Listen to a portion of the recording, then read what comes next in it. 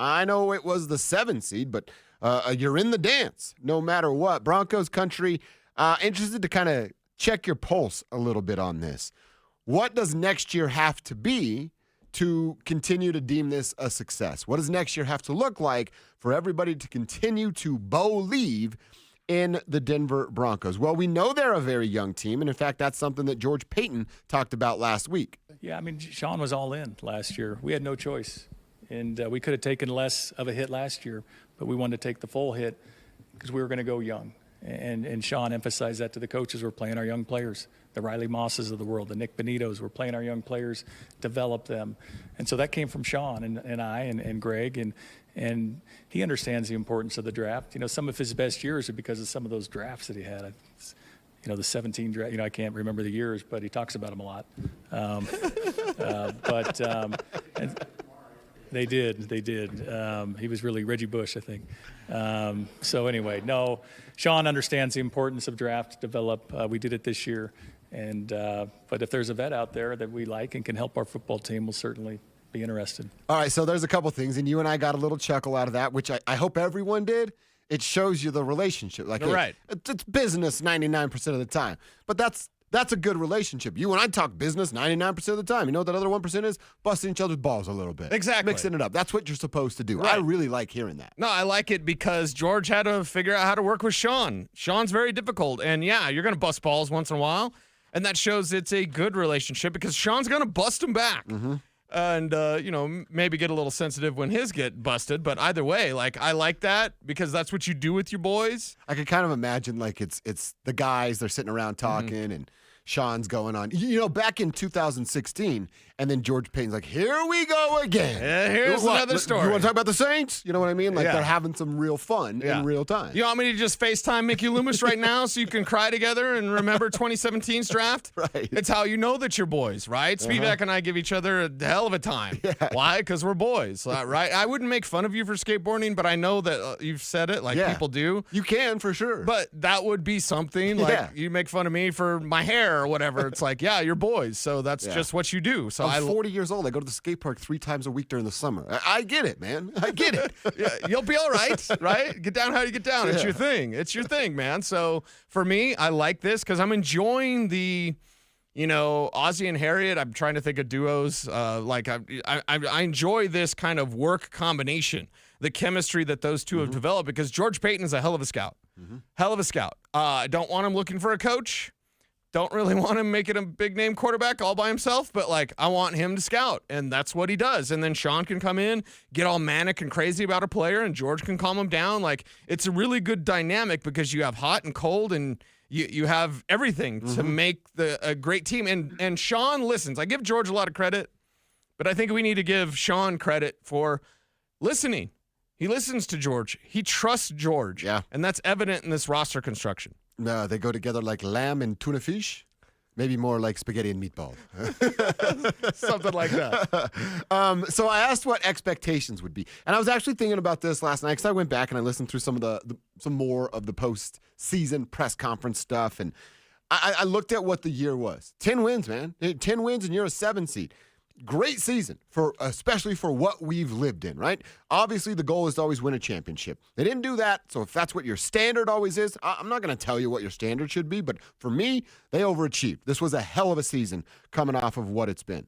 But then I started to think about 2025 and where my brain would go if, let's say it's the same result. What if they win 10 games and they're a 7 seed in the AFC playoffs, which is certainly possible. You have Patrick Mahomes, you have Josh Allen, you have Lamar Jackson, you have Joe Burrow. The Texans aren't going anywhere because that division stinks, and they actually showed well in that playoff matchup against the Chiefs. I didn't even mention Justin Herbert and the Chargers inside of your own division and obviously inside of your conference. So right. It's almost for me like an early, don't be an idiot, talking to myself here, 10 wins in consecutive years and going to the postseason would be outstanding for the Denver Broncos. Obviously, you'd hope that the result is different or look different in that wild card matchup in 2026. But I just wonder how the feel in Broncos country would be if they did it again. 10 wins and a 7 seed. Yeah, I would say this. Because we're greedy as people. We should be. And that's kind of my point. Don't not be greedy. Don't think of baby steps. Your baby steps are done. If you wanted to do baby steps when Bo Nix was a rookie, fine. They went to the postseason, and he didn't have any help. He had Cortland Sutton and Marvin Mims came on. Mm-hmm. Outside of that, he didn't have any help. It's a really good offensive line. He didn't have any help.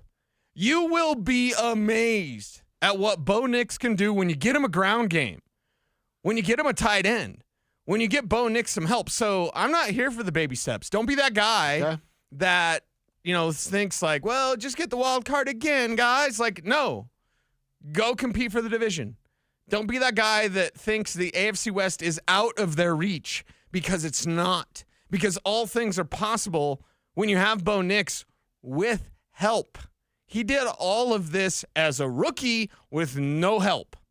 Get him some help and watch this team really shine. Yeah, it could be. And I don't know, the baby step stuff, I don't want to say his sophomore season, second year, is about baby steps, but I still think there are strides that Bo, we're talking about here, needs to take. I believe he will take them. And it's not really these strides. It's just don't start the way you started. He won't. He obviously got better, struggle, improve, and excel. And we talked about tight end. We didn't even get into a wide receiver that our man Kevin has an idea about that could help Bo Nix.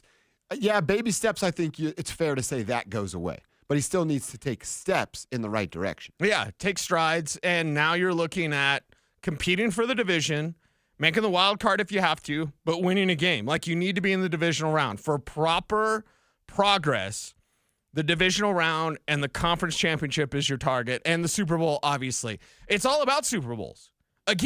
Once again, it's on, Kareem. Like, we are back. Yeah. And that's an Ice Cube reference. We are back in action in terms of, like, Broncos country is back to being like, yeah, we're going to the Super Bowl. Mm-hmm. Now Kev doesn't sound crazy when he says, we're going to the Super Bowl. No. You can actually go to the Super Bowl. Bo's already proven it. So now just go prove more. But don't think of, because, again, in football and in life, you don't know when your windows are. But I just don't want it to be like, hey, the expectation is now 11, 12 wins, and you got to win your division. That's all going to come. We did that last week. They are going to win a division, the AFC West, before Bo re-ups and signs a second deal. Yeah. But in 2025, second season, I don't know that that's going to be my expectation. Playoffs are, and then everything else is extra after that. Okay. I'm going to have those expectations then. All right. And then we're going to have some healthy conversations. I like it. I think they are back in that conversation. Now, the offseason will tell the tale. Does Travis Kelce retire? Do they replace him with somebody else? Does the largest megastar go to Kansas City? Like, there are certain things we'll have to monitor. But if you play this offseason right, if you get Ashton Jeanty and you trade for Mark Andrews or trade for Kev's guy at wide receiver we'll tell you about later, like, if you make these proper moves, like, Happy learned how to putt. Yeah, that's right. That is right. I did the old, it was Big Daddy reference, right? The lamb and tuna fish. Yes. We got one of our texters, I'm assuming military guy, that's what MRE is, right? The meal ready, whatever. Yeah. Says, this is so strange.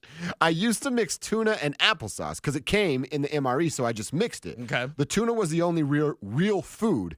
It's very weird now to think back on it. Yeah, when you make tuna fish, you can mix it with mayonnaise. That's like the standard, right? Yeah, but you can also use other stuff to mix it with. Like applesauce? I guess. I've never tried it. Now I'm kind of curious. What I always do is I mix it with picante, like salsa. Oh, I've never done that. It's really good. And no mayonnaise?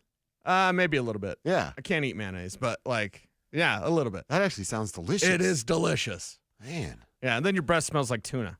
That's fine. Yeah, whatever. Run around, smell like Miss Merrick all day. All right, we're going to go inside the internet.